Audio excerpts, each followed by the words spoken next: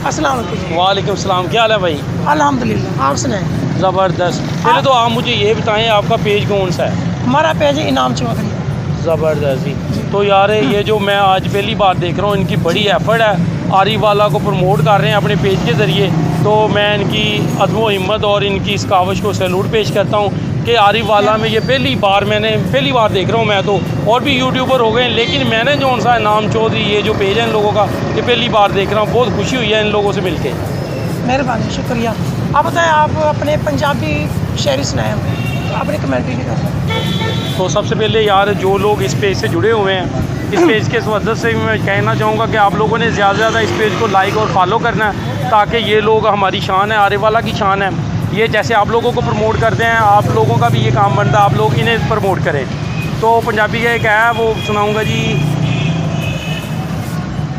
कहता रब दे कम्मां दे कमाल बड़े वेखे ने, रब दे कम्मां दे कमाल बड़े वेखे ने, अखी मैं अरूज ते जवाल बड़े वेखे ने। कहता तपदियां सड़कां ते रोड़ी पै कुटदे, ਉਹ ਫੁੱਲਾਂ ਜੇ ਗਰੀਬਾਂ ਦੇ ਮੈਂ ਬਾਲ ਬੜੇ ਵੇਖੇ ਨੇ।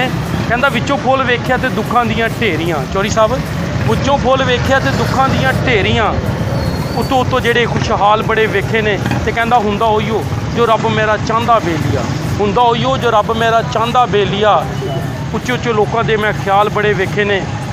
ਤੇ ਕਹਿੰਦਾ ਸਾਰੀ ਖੇਡ ਲੇਖਾਂ ਦੀ ਜੇ ਲੇਖ ਸੌ ਜਾਣ ਤੇ, ਚੌਰੀ ਸਾਹਿਬ ਸਾਰੀ ਖੇਡ ਲੇਖਾਂ ਦੀ ਜੇ ਲੇਖ ਸੌ ਜਾਣ ਤੇ, ਉਹ ਮਿੱਟੀਆਂ 'ਚ ਰੁਲਦੇ ਮੈਂ ਲਾਲ ਬੜੇ ਵੇਖੇ ਨੇ। ਤੇ ਇਹਦੇ ਨਾਲ ਹੀ ਇਜਾਜ਼ਤ ਦਿਓ ਜੀ ਕਮੈਂਟੇਟਰ ਆਸਮ ਸ਼ੇਖ ਨੂੰ, ਇਹ ਭਾਈ ਨੂੰ ਫਿਰ ਇੱਕ ਵਾਰੀ ਤੁਹਾਨੂੰ ਮੈਂ ਰਿਕੁਐਸਟ ਕਰਾਂਗਾ ਇਸ ਕਲਿੱਪ ਦੇ ਵਸਣ ਨਾਲ ਕਿ ਤੁਸੀਂ ਜ਼ਿਆਦਾ ਤੋਂ ਜ਼ਿਆਦਾ ਇਨਾਮ ਚੌਧਰੀ ਦੇ ਪੇਜ ਨੂੰ ਲਾਈਕ ਤੇ ਫਾਲੋ ਕਰਨਾ। ਮੁਫਤਾਂ ਦਾ ਸ਼ੁਕਰੀਆ, ਬਹੁਤ ਬਹੁਤ ਸ਼ੁਕਰੀਆ ਜੀ। अस्सलाम वालेकुम।